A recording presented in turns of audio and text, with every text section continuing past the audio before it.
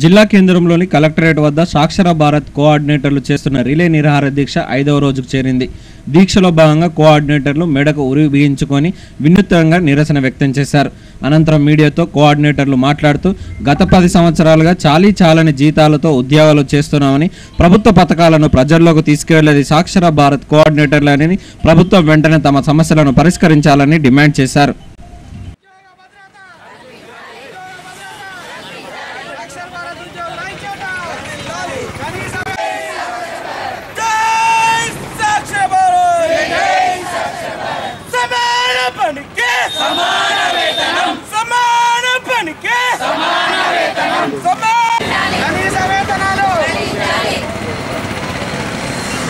साक्षर भारत जय साक्षर भारत साक्षर भारत ऐक्यता साक्षर भारत समान पनिकी साक्षर भारत ऐक्यता साक्षर भारत ऐक्यता पेंडिंग वेतन वेंटने जय साक्षर भारत जय साक्षर भारत जय साक्षर भारत समान पनिकी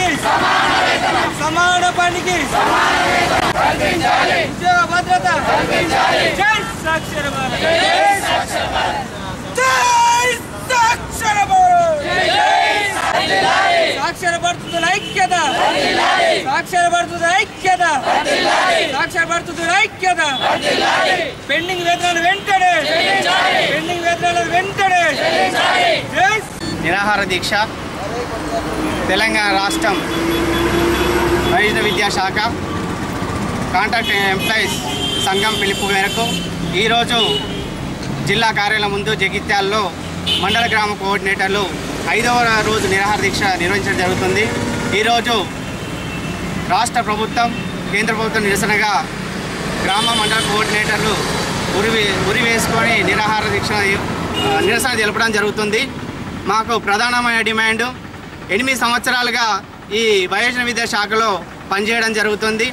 అన్ని గ్రామాల్లోని వయోజన విద్య కేంద్రాలు నిర్వహిస్తూ గ్రామంలోని నిరక్షరాస్యులను అక్షరాస్యత దిద్దుతూ అదే మాదిరిగా కేంద్ర రాష్ట్ర ప్రభుత్వాలైన పథకాలను ప్రవేశపెట్టిన వారిని గ్రామంలోన ప్రజలకు అవగాహన తెలుపుతూ వాళ్ళు లబ్ధి చేకూర్చేలాగా పనిచేయడం జరుగుతుంది. కానీ తెలంగాణ వచ్చిన తర్వాత గౌరవ ముఖ్యమంత్రి గారు కాంట్రాక్ట్ ఎంప్లాయీస్ను రెగ్యులర్ చేస్తారని మాట చేయడం జరిగింది.